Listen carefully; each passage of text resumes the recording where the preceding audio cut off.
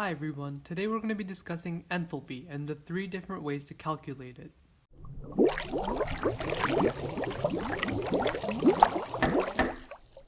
First of all, let's talk about what enthalpy is. The textbook definition of enthalpy is the total heat content of the system. By the textbook equation, enthalpy is equal to the internal energy change plus the work, and with gases that would be negative P delta V. However, in most thermochemistry questions, you will see that the pressure is constant. Therefore, change in enthalpy is just simply equal to the change in internal energy. Unless, of course, there is a change in pressure. Because if delta V is 0, then that P delta V term also becomes 0. Alright, now let's discuss how to calculate it. The first method we will talk about is the summation equation. The summation equation is basically products minus reactants. You take the total enthalpy of the product and you subtract from it the total enthalpy of the reactants. How do you get these two enthalpies? Well, usually you'll be given a table of values that gives you the enthalpy, or sometimes you'll be given the enthalpy of a reaction and asked to find the enthalpy of a product or reactant. So let's do a practice problem to figure it out. For the formation of water, we know that the equation is 2H2 plus O2 makes 2H2O. And we see that we are being asked to calculate the enthalpy of formation. Now, enthalpy of formation is a bit specific. When you have the enthalpy of formation of a substance, you can only have 1 mole of the substance. That means for equations with coefficients that are already 1, such as the 2H2, you would just divide it by 2 and make it 1, right? But for the equations where the coefficients are already 1, such as the 1O2 making 2H2O, you would actually put a fraction. So don't worry when you see fractions in equations, it's not that complicated. Alright, now let's look at some common values for the formation of water. We see here that H2O has a formation of negative 286 kilojoules. This means that 286 kilojoules are released. However, we don't see oxygen or hydrogen. This is because gases like oxygen and hydrogen exist as their natural form. All elements that exist in their natural form, their enthalpy of formation is assumed to be 0. So don't forget this important trick because it'll be helpful in lots of questions. Alright, let's do one simple practice problem. We see here that we are given the combustion of acetylene and we are asked to calculate its enthalpy. Remember that we're using the summation equation here, so we have to look at our table of given values. We see that the formation of H2O as a gas, not a liquid, is negative 242 kilojoules. We see that our formation for carbon dioxide is negative 394 kilojoules. Remember, oxygen is in its standard state, so it'll be 0. Finally, we see that our enthalpy for acetylene, or C2H2, is plus 227. Remember that when you're using the summation equation, you have to multiply by the molar coefficients always. Alright, now let's start on the math. We are going to take the product of 2 times the enthalpy of H2O plus 4 times the enthalpy of CO2. I will once again remind you that we are taking the enthalpy of H2O as a gas, not a liquid, and many questions will try to confuse you by giving you both values. When we add these up, we get negative 2060 kilojoules. Now, from that, we have to subtract our reactant. So, we take the enthalpy of 2 times our only reactant that matters, which is acetylene, C2H2, and we get 2 times 227 is 454. Overall, when we subtract that, we get 2,514 kilojoules. So we can say that the enthalpy of this reaction is 2,514 kilojoules. Another easy question that people will ask you is to find the molar enthalpy of something.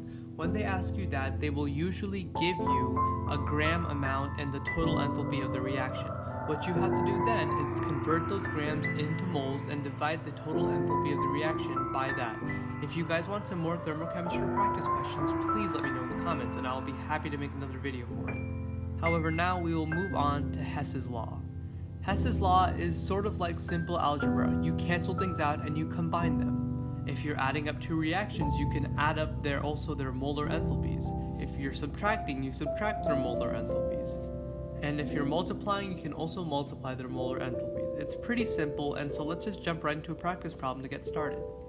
Okay, if we see in this reaction we are given 2N2 plus 5O2 makes 2N2O5, and we're trying to find the enthalpy for this reaction. We see we are given H2 plus half O2 makes H2O, and N2O5 plus H2O makes 2HNO3, And finally, N2 plus 3O2 plus H2 makes 2HNO3. The first thing I see here is that we have N2O5 on the reactant side and we need it to be on the product side times 2. So the first thing we're going to do is we're going to multiply the whole second reaction by 2. When we do that, we have to multiply our existing enthalpy by 2. When we do that, we get negative 153.2 as our new enthalpy. However, we're not done here. We have to get N2O5 onto the product side, so we can flip the reaction. The rule for flipping reactions is you also flip the sign on the existing enthalpy. Therefore, our negative 153.2 turns into a positive 153.2 kilojoules, and we're pretty much done with that equation. However, we have another problem. We've created an extra water or two on the product side. We have 2H2O when we don't want anything except for N2O5 on the product side, so we need to cancel that out. Luckily for us, we have an equation for the formation of water, but it's on the product side, so we need to flip that water equation. When we do that, we get our new enthalpy is 285.8 kilojoules, but that only cancels out one of the waters, so we need to multiply the equation by 2. When you multiply this equation by 2, we get that it's 285.8 kilojoules times 2, which is 571.6. Therefore, your final enthalpy for this reaction is 571.6 because we flipped the sign and multiplied it by 2. By doing this, however, we've created another problem for ourselves. We're left with extra hydrogen and extra oxygen on the product side. We have 2H2 and 1O2. So we have to look at our last equation. N2 plus 3O2 plus H2 is 2HNO3. We see that our reaction that we're looking at only has one H2, but the equation that we need to cancel out has 2H2. So let's just try multiplying everything by 2. When we do that, we get 2N2 plus 6O2 makes plus 2H2, makes 4HNO3.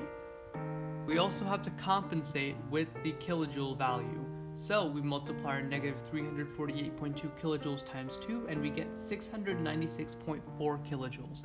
So let's see what cancels out. First of all, the two H2s will cancel out because there's two H2s on the product side of the first reaction and there's two H2 on the reactant side of the last one. We have 6 O2 this time and we have only 1 O2 on the product side. So when we subtract 1 from 6, we have 5 O2 left over. You might be thinking, well, that's way too much. Why do we have so much? But if you look at the original reaction, that's how much we have and that's how much we need.